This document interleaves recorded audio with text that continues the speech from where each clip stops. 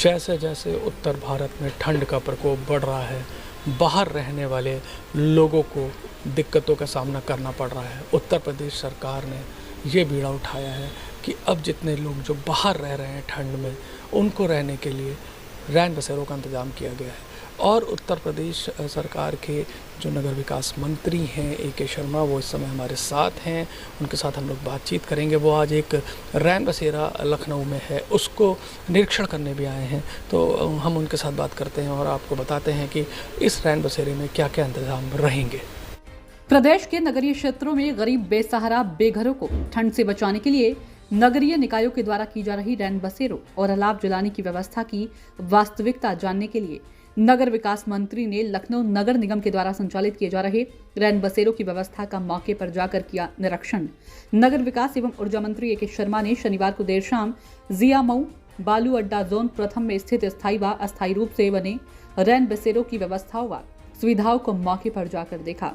बालू अड्डे में बने अस्थायी रैन बसेरे में विभिन्न जनपदों सीतापुर, बहराइच, गोंडा से आए हुए मजदूर, मिस्त्री, दवा कराने के लिए आए हुए 40 लोग आश्रय लिए हुए मिले। इसमें अलीगढ़ के राजीव कुमार बंसल, लखनऊ के राजू, गोंडा के महावीर और संतोष कुमार, जो कि मजदूर मिस्त्री का काम यहां पर रहकर करते हैं, आश्रय लिए हुए थे। इनके लिए रहने की बेहतर व्यवस्था की गई थी। रैन बसेरे के सामने ठंड से बचाव के लिए अलाव भी जलाता पाया गया। मंत्री ने रैन बसेरा शरण लिए हुए लोगों से बातचीत की और उनके बारे में जानकारी भी ली। इसके पश्चात मंत्री A.K. शर्मा ने जिया मऊ स्थित स्थायी रैन बसेरे का निरीक्षण किया। यहाँ पर उन्हें 50 लोग, जिसमें 10 महिलाएं और 40 पुरुष रैन बसेरे में रहते हुए मिले। इसमें महिलाओं और पुरुषों के लिए अलग अलग कमरों की व्यवस्था है। जिया मऊ के स्थायी रैन बसेरे में आश्रय लिए लोगों को सुबह का नाश्ता, दोपहर का खाना और रात में भी खाना देने, पानी गर्म करने के लिए गीजर की व्यवस्था के साथ बेहतरीन व्यवस्था मिली। साथ ही बेहतरीन साफ सफाई के साथ शौचालयों की भी बेहतर सफाई मिली। A.K. शर्मा ने सभी नगरीय निकायों को निर्देश दिए कि अस्पतालों, बस व रेलवे स्टेशनों, सार्वजनिक स्थलों, बाजारों के आसपास स्थायी व अस्थायी रैन बसेरों के बनाने पर विशेष ध्यान दिया जाए। ऐसे स्थानों पर मजबूरी में व्यक्ति फंस जाता है और उसे ठंड में खुले आसमान के नीचे रहने के लिए मजबूर भी होना पड़ता है। ऐसे स्थानों पर सभी निकायों में अलाव जलाने के लिए लकड़ी की भी पर्याप्त उपलब्धता सुनिश्चित की जानी चाहिए। सभी निकाय सुनिश्चित करें कि कोई भी व्यक्ति खुले आसमान के नीचे सोता हुआ ना दिखे। सभी रैन बसेरों में खाने पीने की भी व्यवस्था सुनिश्चित कराई जाए। वहीं हमारे राज्य संवाददाता मनीष मिश्रा ने ऊर्जा मंत्री A.K. शर्मा से की खास बातचीत, देखिएगा इस पूरे रिपोर्ट में। स्थायी जो रैन बसेरे थे उसमें लोगों को ये परेशानियां आ रही थी कि उसमें आधार कार्ड मांगा जा रहा था, तो क्या इस बार भी सरकार कुछ ऐसा कर रही है कि सभी का आधार कार्ड जरूरी, क्योंकि बहुत सारे ऐसे गाँव के लोग हैं जो अपने आधार कार्ड नहीं ला पाते हैं, जो खुले में सोते हैं। आधार कार्ड मांगने की जो परंपरा या प्रथा है वो अपने देश में बहुत सारे ऐसी जगहों पे, बहुत सारे ऐसे मामलों में है। व्यक्ति की पहचान होना कोई बुरी बात नहीं है, क्योंकि यहीं 25 आदमी 30 आदमी सो रहे हैं, लेकिन एक व्यक्ति कौन इसमें घुस आया है, हो सकता है कि वहाँ रहने वाले, आश्रय लेने वाले लोगों के लिए ही वो हानिकारक हो जाए, कुछ ऐसा कर बैठे जिससे बाकी लोगों को नुकसान हो। तो इसलिए उनकी पहचान रखना कोई बुरी बात नहीं है। लेकिन ये बात साथ में हमने कहा है कि अगर कोई व्यक्ति बाई चांस, जैसा आपने कहा कि हर आदमी अपने पॉकेट में 24 घंटे 12 मास आधार कार्ड लेके नहीं चलता है। कई बार ऐसी परिस्थितियाँ आती हैं कि वो घर से निकलता है और ये चीज़ें ध्यान में नहीं होती हैं, तो ऐसे लोगों को हमारा काम है आश्रय देना, न कि आधार कार्ड चेक करना। तो हमारा प्राथमिकता आश्रय देना होनी चाहिए।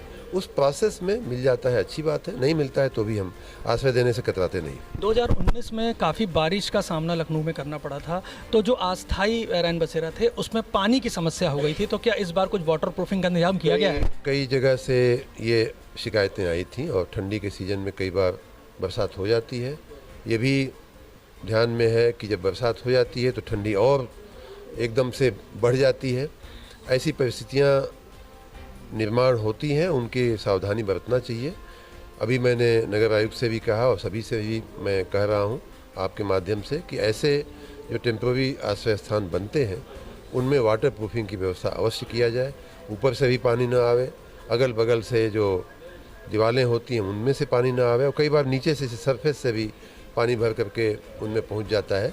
तो ये सारी बातें ध्यान में रखने के लिए हम जरूर सूचनाएँ देंगे। शौचालय और खान पान की क्या व्यवस्था रहेगी? शौचालय, जैसा कि मैंने यहाँ देखा कि ये जो वर्तमान में हम जिस आश्रय स्थान पे खड़े हैं, वो एक परमानेंट टाइप का आश्रय स्थान है। आप देख सकते हैं इसका बिल्डिंग भी अच्छी है, बाहर की चहारदीवारी थोड़ी गिर गई थी, उसको भी नया करवाया गया है, नया कलर कराया गया है, तो सारी व्यवस्थाएं यहाँ ठीक है। उससे भी बात जो हार्डवेयर की बातें तो अच्छी है ही हैं, जो सॉफ्टवेयर पार्ट यहाँ के व्यवस्थापन का है वो ये है कि ये सिर्फ न सिर्फ ठंडी में आश्रय देने का स्थान, बल्कि उससे भी आगे बढ़ते हुए समाज से जो त्यक्त लोग हैं, जिनको अपने परिवारों ने छोड़ दिया है, जिनकी परिस्थितियाँ अच्छी नहीं हैं, ऐसे एक चाचा मिले जो अलीगढ़ के रहने वाले हैं, फालिज की बीमारी है उनको, और उन्होंने बताया कि मैं 5 साल से इस जगह पे हूँ। अभी ये भैया जो है ये भी अपंग दिव्यांग हैं और इन्होंने बताया कि मैं 1 साल से यहाँ रहता हूँ। अभी ये बगल में चाचा जी हैं, उनके बारे में बताया गया कि चारबाग के रहने वाले हैं, अच्छी खासी उनकी हैसियत थी, लेकिन परिवार ने बहिष्कृत कर दिया है। यहाँ आकर के बहुत दिनों से वो आश्रय लिए हुए हैं। तो ठंडी का आश्रय देने से भी ऊपर जाते हुए, एक्स्ट्रा माइल जाते हुए, इन लोगों ने ऐसे समाज के में बेसहारा लोगों को सहारा देने का एक बहुत बड़ा काम किया है, जिसकी मैं बहुत बहुत तारीफ़ करता हूँ, प्रशंसा करता हूँ, अभिनंदन करता हूँ। तो ए.के. शर्मा जिन्होंने साफ तौर पे कहा कि हम लोगों को अगर ज़रूरत पड़ेगी तो हम आगे भी रैन बसेरा बनाएंगे और यहाँ पर रहने वाले किसी भी व्यक्ति को किसी भी तरह की कोई भी असुविधा नहीं होगी।